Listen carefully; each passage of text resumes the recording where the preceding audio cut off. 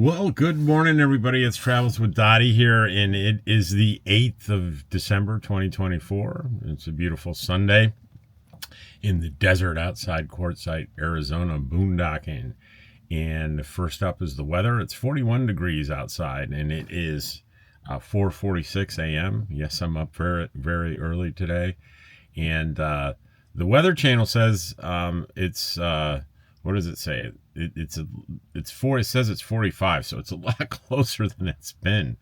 The forecast for the next few days, we're in the 70s today and tomorrow. Then tomorrow afternoon, just a warning for you those out here, a front is going to come through in the afternoon. Looks like around 1 o'clock, and with that front is going to come high winds. There's sustained winds of 15 miles per hour plus, which means gusts 30, 35, maybe 40, maybe up to 50. Expect anything in terms of gusts. So don't leave stuff out for 24 hours that will easily blow away. Things like bring in awnings. You're not going to want to leave an awning out. Shade tents, things like that. Bring them in. And don't relax until maybe Wednesday, when the temperatures will dip. The highs are 63 on both Tuesday and Wednesday. Then we swing back up to 68 on Tuesday and Thursday and Friday. Then we're back up into the 70s by the weekend. So high 60s, low 70s. For about the next 10 days, there's totally sunny days, and there's a few days with a little tiny cloud in the corner, meaning just a little bit of cloud cover. Not stuff to worry about, and winds will be back to normal. So we're having a wonderful December, and that'll take us through the December 22nd, which is just 3 short days before Christmas. All right, we're going to go with the comments today. And the first comment is from 2003 DDJ. Good morning, Rob. The short beard looks good on you. Thank you. Your comments on hurtful comments reminded me of my second generation. Oh, we already read that yesterday. Sorry. I made a mistake. Did I? I don't think I read it. If I did, I'm sorry. I'll read it again. Good morning, Rob. The short beard looks good on you. Your comments on hurtful comments reminded me of my second generation barber. I've been going to that shop since 1964, who once said to me, "What happened? Your treadmill breakdown?" He thought it was funny, and I did not. It cost him my business, and I found a different barber. And I wrote to him and said, "Yes, classic hostile humor. I'm so grateful that I learned about the concept." Simply stated, I'm really grateful that in my adult life, I heard that hostile humor, sarcastic humor like that, humor at the expense of others, can be harmful. So I try to stop doing it. I'm not 100% successful, but I'm far better than I was in the past. Rose says, "Where's a good place to stay in the mountains in New Mexico in the summer?" And I said, "That's easy. Eagle Nest." I love Eagle Nest. It's that whole area: Eagle Nest, Cimarron Canyon, Taos, Angel Fire, lots of just wonderful mountain places to stay. Red River, that's a whole area there of mountains and RV parks and national forest land parks, and there's all of the state parks. Cimarron Canyon is spectacular. The little town of Cimarron's amazing. It just goes on and on and on. Sharon Simpson, there are already lots of campers there. How far away from the main road would I have to go to get seclusion in January? It's not an issue. There's hundreds and hundreds of acres in the LTVAs and in all the BLM camping lands. I don't care how busy it gets. If you want to be alone, drive a little bit more out, and you'll be isolated. It's not a big deal. Angel Ann, good morning, Robin, Dottie, and George. It was so nice to see Randy. I miss his YouTube channel. He and the Dan Van were one of my first YouTube channels, although through Frugal RV Gal at Lola's gathering a few years ago. So you want to know, yesterday, and tomorrow I'll release the video, but I was with Dan Van and Frugal RV Gal and Deborah Dickinson and Pup Camper 58, a really present. All of them are presents at Lola's. So you'll enjoy seeing them. in that video. So enjoyed Randy's cooking and whatever else he came up with. The Dan Van C-Dubs was there too. We were all at Silly Al's, and I have great shots of it. And several others I enjoy. I'd like to visit one day. It's chilly here in my part of New York, North Carolina. Y'all have a beautiful day, my friend. Angela, thank you, Angela. Aya Shope. Hey, thanks. Been enjoying your videos. Planning my first camping road trip to Quartzsite with my dogs. Your vids are really helping me plan.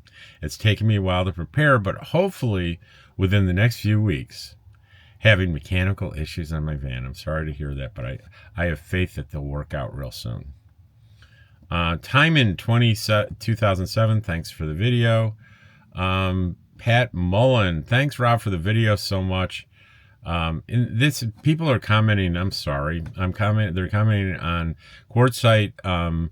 Camping areas open to everyone. And there are two big camping areas that are well known in La Posa South where anyone is welcome to come and join the community. There's activities, there's all kinds of things, and that's what people are commenting on. Thanks, Rob, for that video. So much valuable information. Finding new friends is probably the best part of camping for most people, and videos like this one help so much. Have a great day. And then we have on the solar build, new subscriber. You seem at ease with leaving your RV unattended while you run errands around town. If you have a nearby neighbor keeping an eye on it for you. Have you heard of many theft or break-in issues with your RV? I feel like I have to haul my RV around with me. It's just the ex-cop in me. I camp with other people, and I don't even give it a second thought. I left my rig out here amongst my campmates for 2 days last week. I go to town all the time. I leave everything out. I do valuable things like my generator and my e-bike. I lock them just to deter a casual thief. But other than that, not a problem. There's not much. Despite what some people like to say to get clicks, crime is not really a problem in Quartzsite. And the way people justify it being a problem is they look at the crime stats. And if you look at the crime stats, it goes higher than the national average and all this sensational stuff. And it is higher than the national average because it's based on per capita data. What does that mean? It means it's based on per population. And the population is only 2,500 people, yet we have 1 million visitors. So the 1 million visitors is going to drive up that statistic in a very deceiving way. So, no, there's not much crime. I haven't heard first-person evidence of anyone getting stolen anything so much as a lawn chair from their site. Does it happen? Sure. In my 4th year here, I haven't heard. I've heard rumors. I've heard third and fourth hand, but no person has said to me, "Hey, I had my chair stolen." Not been my experience. Extraordinary blood donations. That is a guy who has very rare blood type that is a life-saving thing for women, certain women with in pregnancy. It saves them and the baby. A great news article. Ken says, a legend in his own time, definitely positive news. The little short I did. Adopted another pet and Dottie is not happy. And the other pet is my Christmas decoration, a blow-up Rudolph the Red-Nosed Reindeer with a blinking electric red nose. Alice Shope, there's enough negativity in the world to waste a moment of life creating it. If you don't like a video, don't watch it. That's great advice. For anyone that wants to, spit criticism at my videos, if you don't like it, watch somebody else. It's okay. I'll survive. I'll be okay. I'm not feeding my family with this. I'll be fine if I have less views. It's okay. And I get it that I'm not everybody's cup of tea. Why should I be? Why would I even think I am? All right. Rose says, doing the Foxtrot Fox. Appears to be a young one. I put out, like I have a game camera, and every once in a while it'll capture a critter. I'll put it out there and say, what do you think this little guy is? Ken says, valuable information. And this is all on the LTVA camps open, everyone. And M. Campbell says, thank you for helping. Reassuring video. Gray Wolf Travel says, thanks for the review. I remember watching Randy on YouTube, wondered what happened to him. Gail Shavers Jr., thanks for all the valuable information. Nice tour. Looking forward to when my day comes. The unwritten rules are written down to help a lot of people to remember them. Ironic for some people, the unwritten rules are not the law. I came to call these people rotten apples. To be very clear, any of the unwritten rules is really written rule, which most people agreed to and remembered. For the rotten apples, any unwritten rules sound like another stupid restriction opposed to their silly values of freedom. That's quite the paragraph. And I'm going to guess I agree with it. So I liked it. I think what he's trying to say is certainly following the written rules and the unwritten rules are just morals that you've learned in life. Let's follow them, I guess. Sounds good to me. I'm gonna go with that. And on the camp video, the open camps video, can friends that live in the area come by and visit your camp without buying a permit? If so, how long can they visit for? Well, technically, if you go in, you need a day pass. And I don't know, I've not heard of anyone buying a day pass when they're visiting someone during the day.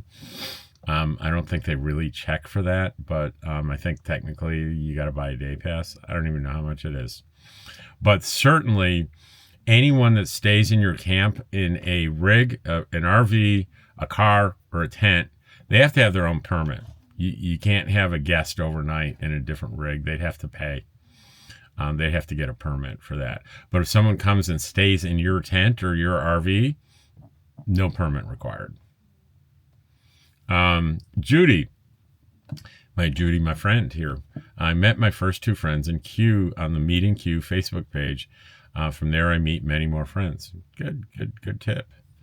Both those camps have Facebook pages. Beet Farmer, I'm curious about the rocks surrounding the site. If I arrive and find a nice spot that is surrounded by rocks, should I assume someone has some sort of claim to this space? Also, it's bad manners to leave the rocks out after the season. As a regular camper, the general rule is to leave the space cleaner than you found it, but I see a lot of rocked off areas with no one in them. Love the videos. Yeah, there are. And you're not supposed to move stuff around. I mean, you're not supposed to disturb the landscape. That's a violation of the rules. And it's completely unenforced as far as I know. As far as doing a ring of rocks and that meaning it's safe for someone, that's completely nonsense. You can try to do that, but you have no leg to stand on if you get back and someone is parked in the center of those rocks. Guess what? It's their site now, not yours. And that is just that's not appropriate.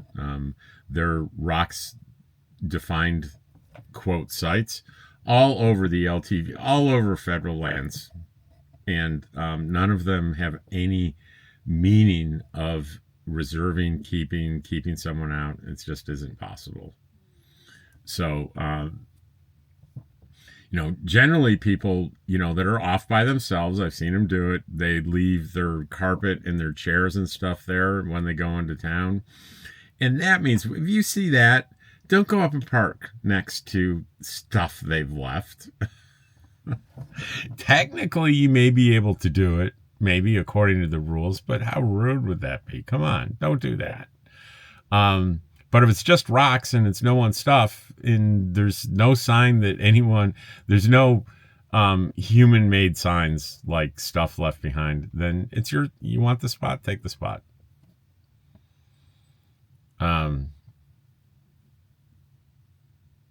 To me, that's not a thing for me. I don't put rocks around my site or anything like that. Quartzsite Comments. 4 minutes after making this public, Quartzsite shows 66 degrees on W Underground. Well, Ken, just when I make it public and when I record it can be, depending on how long YouTube takes, it could be hours apart. Quartzsite LTVA camps open to everyone. PT Jimmy G. Another great video, Rob. I'm learning so much from your channel. Keep them coming. I'll keep them coming, Jimmy. Ken, I don't watch negative channels, so I don't really hear about the so-called bad things people have done. Yeah, it's, if you're any kind of a known YouTuber, yeah, they're going to be things that you actually do that people will talk about, and then there's things that you haven't done at all that people make up that they'll talk about as if you've done them. And it's the internet's the Wild West. I saw Judy says I saw an alert saying we may have wind gusts 35 to 50 miles per hour on Monday and Tuesday. There you go. I mentioned that earlier. Philip Williams canceled and maybe punched by Will Smith. Philip Williams is the remark I made yesterday about, I was talking about hostile humor and saying how, for almost my whole life, people have decided it's okay to make disparaging remarks they think are funny about my baldness, right? And he's saying, well, I guess it's okay for men, but for women, it might not be. To just look at what happened with Will Smith when Chris Rock insulted Will Smith's wife on her, and it's called propecia, I think, but it's the same thing. It's a condition where your hair falls out. It's a medical condition that there's no cure for, other than doing transplants or a wig, and there are certain drugs that slow it down. But if there was a pill to take or an injection to take that would make whoosh, this beautiful hair come back, I'd have taken it by now. I'd miss my hair. Ken Gray, rodents, did you do the test for different deterrents? Putting out cotton balls soaked with peppermint oil seems to work for me. Okay, so here's the problem. There's a big problem with this whole topic of what works to keep rodents away from your vehicle. The only way he's suggesting this works, if you're being overrun, they're coming in, they're nibbling on your stuff every day, and you put something out to test it and they stop, that's a good test. But if I'm out here, this is most people. I'm out here in the desert. I'm hearing people are having problems. I'm not having any, but I don't want to have any. So I put up a bunch of peppermint or shaved Irish, what is that? Irish soap. All the other rumors and theories about what keeps lights and what keeps. That's no test. That's no scientific test. It's because I don't know whether the thing I did worked, or I wasn't going to get any pests to begin with. So in order to do a test, you really have to have that infestation going on.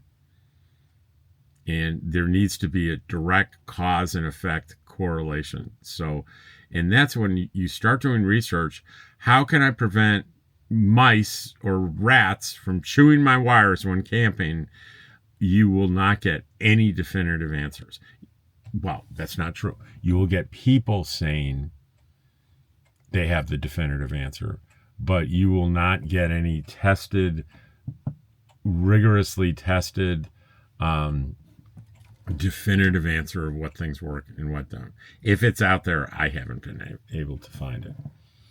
But plenty of people have these opinions. Oh, this works. This works for sure. You just soak cotton balls with peppermint and they'll never come near your place. And all you get maybe is an engine that smells like peppermint. Life happens. The plan is to make a channel dedicated to first-time car living experience. From my experience, I would say real-time making videos for it won't be a few months. This is my first ever camping experience at the age of 58. My only vacation over the last 30 years was a cabin on a mountain in West Virginia, $1,200 back in May. For the month? Sounds like a lot. The cabin really got my thought process for what I'm currently doing. For the season, maybe? Ken Gray, yesterday's comments, you said that you felt you were holding back and hiding your negative reactions. I said that everyone has bad days and just be you and have fun. And I think that's good advice. I mean, not that I'm going to be ranting and raving when I'm frustrated about every little thing. I don't want to do that, but I don't want to, read a comment and not be okay with it and just pretend that I am okay with it. I'm not going to do that. I'm not doing that anymore. I'll be polite and respectful, though. I promise that. Rob, thank you for reading my comments. The mice rats problem is a big issue when they eat your wires. It can cost you thousands to fix the problem. My handle is Praise the Lord Jimmy G, but it comes out PTGG JIMMG. So I'm just going to call you Jimmy, if that's okay. It's a lot easier. Lot easier. My dad started going bald at 16. He also was not amused with the comments. And I'm not trying to say that I was like outraged and horrible when people would make jokes about my bald head. I didn't. 99% of the time, I didn't care. It was fine. I'm perfectly comfortable with being bald. I guess what I'm saying, I find it interesting that it's okay. I can remember a couple of times where it got old and I was like, this isn't fun. This isn't funny anymore. Because, like, if you're a lawyer, 10, 20 years of a lawyer, you've heard all the lawyer jokes. 10, 20 years being bald, you've heard all the bald jokes. You're fat, you've heard all the fat jokes. And it's like kind of not funny anymore after you hear the same joke over and over again. Ken Gray, sheesh, did I leave enough comments there? Yeah, Ken, you were prolific today. Naj says, wire harness. She's saying that because I couldn't think of the name of that when I was telling my story about in New Mexico. I did have critters eat through my wires and it cost me money. It's a wire harness that ate through. Utah Jeff here. My day begins when I see your videos recovering from neck surgery and wish I could be out there. I was an avid camper, mainly Oregon, Utah, Nevada, Idaho, California. Never been to Quartzsite. Would like to go sometime. Any problems with snakes? Not in the winter. Snakes come out more in the spring, summer. There are snakes out here, and certainly you start hearing about sightings and encounters in March when it starts getting warmer. That's fairly frequent. I've never heard about a bite here, but I'm sure they happen occasionally. I'm no expert, but I'm always wearing jeans. I don't wear shorts. And the research I did says jeans are not an absolute preventative to getting bit, but it reduces your chance of a strike becoming serious if they have to go through the denim. And I think I think people get rattlesnake bites, strikes, two ways. I think they deliberately get too close, screwing around with the snake. That'll do it. And the other is not going through rocks or vegetation in a wash without really paying attention to what you're doing. We're paying close enough attention. But that said, they're good camouflagers. Big GW 9580, packing my trailer, leaving Oregon on Monday. Watched your advice on the macerator pump, so I ordered one off of Amazon. I already have the Blue Boy thing. I have an older rig. I hope it didn't break down on the way down. Oh, I'm sure you'll be fine. Best wishes for you. Robin Goff. Hi, Rob, Queen Dottie, and King George. Thank you very much for taking the time to make this video. Lots of great information. Excellent to hear that at least at the #1 area, no thefts have occurred. Now, I never said no thefts have occurred. I said I haven't heard any first-hand reports of thefts. I've heard second and third-hand occasionally. I haven't been here where people were completely up in arms about mass thefts of things. I don't have Facebook anymore and really don't want it again. Is there any other ways of connecting with groups or people? You may have answered a simpler question before, but I don't remember. Please give pets and a treat to Dottie and George from me and my 2 male cats, Zeus and Apollo. I saved this video to my van life playlist. The only other way of connecting with groups is go out there and meet people and talk to them. Go to these camps that have these social activities. The Q camp on the spot here in La Posa South. You don't have to camp there to participate in the community. I mean, they have a potluck or a karaoke or a campfire. Anyone is welcome to attend. You do not have to live there. There's no requirements. So on heating, this is a little bit of an odd one. Heating my RV boondocking in Quartzsite. I talk about heating options and precautions that I take. And Dwight says almost no one bothers to install a low oxygen detector sensor. And he puts like 5, 6, 7 laughing faces. I guess he's laughing at everyone that doesn't have an oxygen detector. And I said, that's because they're built into most propane heaters like mine. My heater has a low oxygen detector, and it shuts down. And just about every modern one that I've looked at has it built in. And I said, that's a pretty good reason to not bother. And then he answers, he says, I will always have a backup. Thanks for taking the time to respond. You know, I shouldn't make too much. I shouldn't make too much of that, because in my video I said I have a propane detector, right? That an alarm goes off if there's propane gas. It detects propane gas that's down by the floor. That's where propane's heavier than air, so that's where it goes. And I'll also have a smoke alarm in the ceiling that has a carbon monoxide detector built in. Plus, as backup, I have a second carbon monoxide only detector on the wall. So yeah, I've got backup too. Oh, and I also have a propane sniffer, a little device where I go near the connections and it sniffs to see if anything's leaking. And you can do that with soap and water, by the way. Because you put the soapy water on there, if it starts bubbling, you have a gas leak. Okay.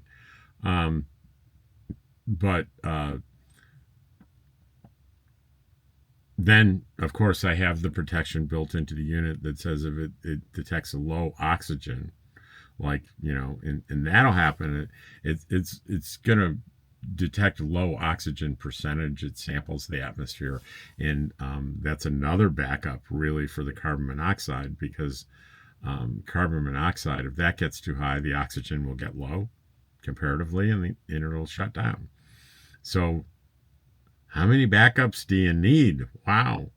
And if you can vent you can open a vent, crack a couple windows, or crack open your ceiling fan, and that's just great. But I guess what got to me on it was, if you just said almost no one bothers to install a low oxygen detector sensor, that's legit. But to have all the laughing things, like he's laughing at everyone that doesn't do that, that's not helpful. That's not kind. It's not helpful. Mario Fuentes, Rob, are you making Quartzsite a very attractive campsite with all the activity? Rob, you are making Quartzsite a very attractive campsite with all the activities it has to offer. Again, great video. May the Lord Jesus Christ bless you and Dottie and your viewers. Box Van D says, I've been camping on the LTVA for 6 years, give or take, until the last couple of years, where I have a space in a park here, except for some occasions. Okay, couple occasions. Although people tend to designate certain areas as their own spaces, but really there are no designated areas that should prevent anyone. I've always felt, as long as I'm respectful, ask people if they have a problem with me to camp within a good distance, to not step on anyone else's little spaces. And that's a good camp. You're going out here and, you know, you're maybe within earshot of another camp and they're outside. You go, hey, I was going to camp here. Are you comfortable with that? And, you know, here's a clue. As a therapist, I can tell you this. If I say to you, are you comfortable with me camping here? And I answer, of course, right away, then I'm good. If there's a hesitation and they go, yeah, you can camp anywhere you want, that's a no. They know they can't tell you not to park there. But if there's hesitation, I would move a little further away. You don't have to, right? But I would. I don't want to do anything that makes someone camping near me in any way uncomfortable. Why would I? When it's such a big place, and me moving 10 feet further away or 50 feet further away makes no difference. It's easy. So do what's easy. And that's what Camp V is saying. No one can hold a space or reserve a space, but let's be respectful. Let's, as long as I'm respectful and ask people if they have a problem with me to camp within a good distance, to not step on anyone else's little spaces. It's public land and it's paid by us too. I never felt I was not welcome so far. I'm uncomfortable to approach people I don't know, but I would always welcome anyone that doesn't cause trouble. I appreciate how you drive through, showing and helping people learn about life in Quartzsite. Thank you, Rob. I'm camping at a friendly group known as The Camp, just a short distance from where you're parked. Know exactly where she is. LTVA, a homeless, traveling, living. LTVA South, nice area over by the pavilion. And that's over where I took you in the other video for the Q camp. It's over by the pavilion. The Wandering Pinto says, thanks for the tour. We will be there in 5 weeks. I'm sure it will get busier. Are the pit toilets all close to the main road? We'll need to camp close to one. I said there are pit toilets everywhere, but you want to get more specific. I don't know that they're all near the main road, but there are many of them near the main road. You won't have a problem finding a place to camp. Slim Pickens says, Rob, you're doing a great job in vlogging. My dad started getting bald in 1918. His date of birth was 1904. Wow. My dad was born in 1918. Bald didn't bother him. My brother, 1939, was bald. I have hair thinning. Keep on trucking. Yeah, I wasn't saying being bald bothered me. We won't go into that again. Dan Doe, hey Rob, thank you so much for doing this video. This is what I was searching for as we're coming to Quartzsite in January for our second year. And now we have 2 great spots to camp in thanks to you.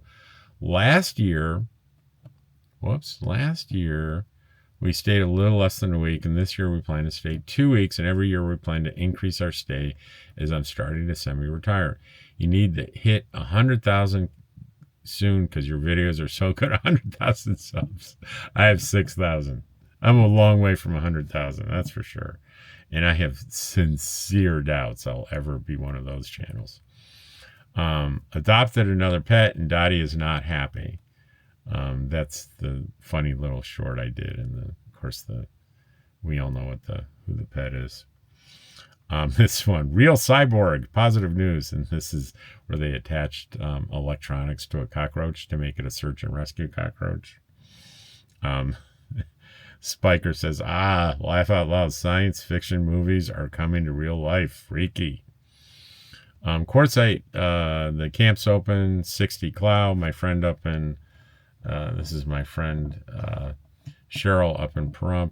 Thanks for all your informative videos. Still doing with some stuff up here in P, but hoping for next week. All right, that's good news. And wait a minute. That was 4 hours ago. Were you up at 1 o'clock in the morning, young lady? Well, it's time. No, it was midnight then. So there's an hour difference. Cheryl, don't forget that when you come here, you're going to be on mountain time. The spot I got in mind for you is still wide open. No one's around it. You and your puppies will be very happy there. Just let me know what day your company's coming so I'm ready. And I stay available so I can meet you out front and lead you back here. That brings a good point. If you're trying to find a specific spot in BLM land, and somehow you get a GPS pin, and you think you're going to use your GPS or your Google Maps to navigate there using that, please don't try to do that. It won't work. You won't get turn-by-turn instructions on roads because there's the GPS. Any GPS is only going to have the main road. All these other things that look like roads are not roads.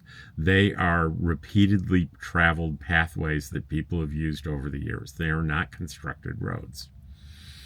And if you head straight for a pin, if you just do as the crow flies, you are going to run into obstacles where you can get stuck easily, like washes where it dips and there's maybe sand, and it's a really bad idea to just use a pin. Now, if you're smart about it, you can see where it is on the map, you can keep an eye on the topography, and you can sort of go around obstacles.